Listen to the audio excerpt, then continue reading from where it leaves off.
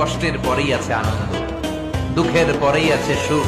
আপনি সমস্যায় পড়েছেন, ওই সমস্যার সমাধানও আছে না নাই? এই পৃথিবীতে এমন কোন সমস্যা আছে যেটা সমাধান নাই? কথা বলেন। সমস্যা তৈরি করেছে কে, আবার সমাধানও দিয়েছে কে? Allah doesn't create a lock without its key. Allah কখনো চাবি না বানাইয়া ওইটার তালা বানায় নাই। কথা কর।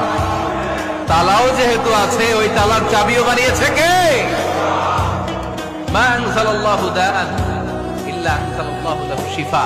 আল্লাহ দুনিয়ায় এমন কোন রোগ পাঠায় নাই যে এই রোগের ঔষধ বানায় নাই, এমন কোন রোগ নাজিল করে নাই যে এই রোগের কোন চিকিৎসা বানায় নাই, হয়তো সেটা আবিষ্কার হয় নাই। অনেকে ক্যান্সারের কথা বলতে পারেন যে হুজুর ক্যান্সার এমন রোগ, এই ক্যান্সার তার নাই কোনো অ্যান্সার, কিন্তু বিজ্ঞানীরা বলতেছে এটারও অ্যান্সার আবিষ্কৃত হচ্ছে।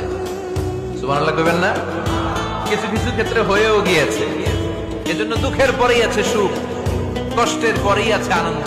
এই দুনিয়াটাই এরকম, কষ্টের পরই আনন্দ। দেখবেন তারাবির নামাজ 20 রাকাত পড়তে কষ্ট লাগে না?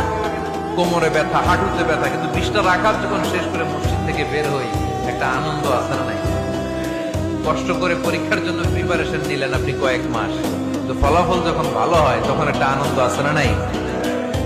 সারাদিন রোজা রাখলেন রমজানে, কি কষ্ট, তৃষ্ণায় গলা ফেটে যায়,